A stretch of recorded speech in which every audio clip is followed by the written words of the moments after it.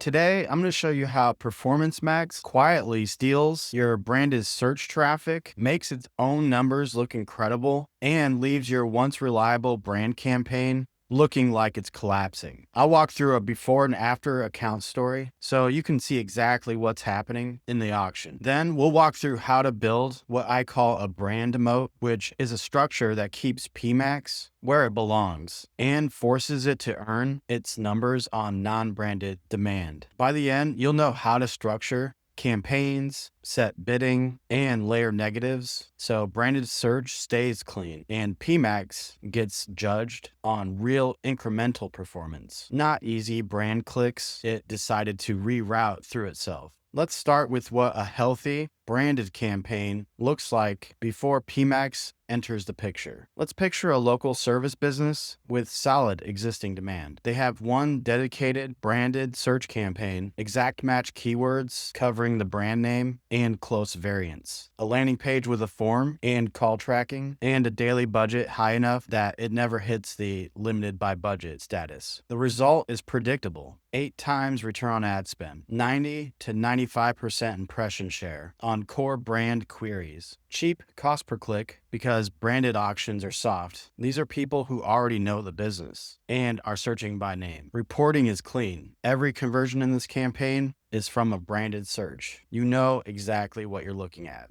Now, a Performance Max campaign gets added to the account. The goal is straightforward. Find new customers outside the branded searches. The default setup is what most people launch with. No brand exclusions, URL expansion on, conversion goal set to leads or purchases, running target ROAS or target CPA for the bid strategy. You know, your basic out-of-the-box standard PMax campaign setup. 2 weeks in, the account looks completely different. The branded search campaign's impression share drops from that 90% down to somewhere between 50 to 60%. Its return on ad spend falls because it's getting fewer of those cheap, high-intent branded clicks. Meanwhile, PMax shows a wave of conversions and starts to look like the hero of the account. But here's the thing, total account revenue barely moved. What changed is who takes credit. Under the hood, PMax recognized that branded search traffic converts cheaply and reliably. Because it's allowed to target those queries, and because the branded search campaign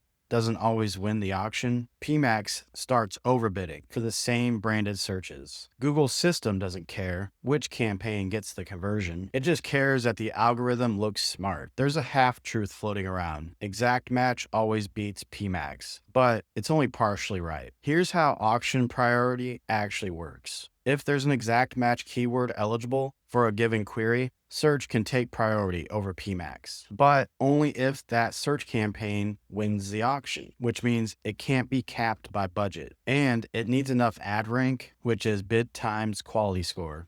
If your branded search campaign is ever quote unquote limited by budget at any point in the day, PMax will step in the moment it's throttled. If it's running a conversion bid strategy that underbids, PMax wins the auction. If you're missing common misspellings or name variations, well, PMax will fill those gaps too. So the real rule is exact match with strong ad rank and enough budget can beat PMax. Without those conditions, PMax will just help itself. First, you want to protect branded search at the structural level. Pull all brand keywords into their own dedicated search campaign with nothing mixed in from non-branded terms. This keeps reporting clean and control isolated. On keyword coverage, build out exact match for every important variant. The brand name, common misspellings, with and without spaces, and any product line brand queries that matter. Phrase and broad match keywords don't carry the same strict priority over PMax. So this is one place where exact match makes a lot of sense. For the bidding strategy, switch to target impression share. Set it to 95% or 100% with top of results or absolute top results as the target. This tells Google to bid aggressively enough to win these auctions, not to wait and see, and keep the daily budget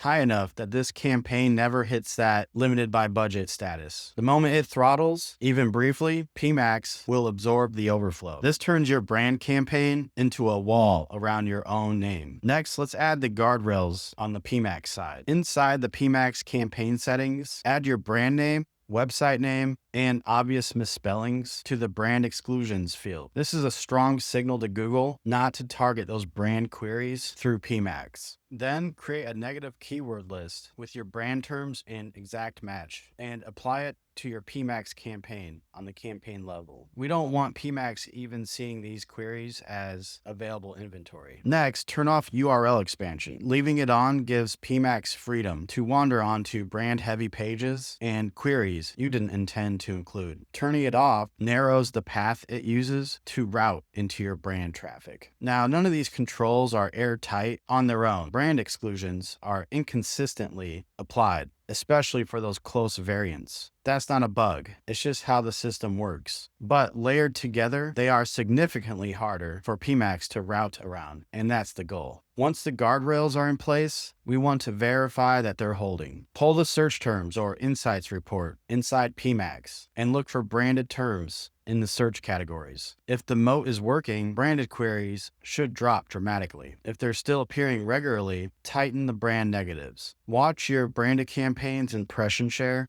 and top impression share climb back towards where they were. That's the signal that the wall is holding. When you're evaluating PMax performance, look at total account conversions before PMax launched, after it launched, and after you fixed cannibalization. If the total barely changed, but PMax looks incredible, then it wasn't generating new demand. It was rerouting traffic that you already owned. And if you want to keep running PMax long-term, measure it on cost per non-branded conversion and true incremental lift, not the blended number it reports. PMax can work once the fundamentals are right, when tracking is clean, landing pages are solid, and branded search is properly fenced off. It then has room to actually prospect for new demand. It is most useful when there's genuine headroom for new customers, when you are feeding it high quality conversion signals rather than form spam or bot fills, and when branded search is completely protected from it. It is least useful when the account is mostly brand driven, when offline follow-up is weak, or when PMax is going to be judged on last click conversions that it inflated itself. The goal is not PMax good or PMax bad. The goal is that PMax does not get to take credit for demand you already owned. And just remember, nobody at Google is going to fix this. It's working exactly as designed for them. You're paying more to compete in your own branded auction while their revenue goes up. So stop waiting for a platform update and build the moat yourself.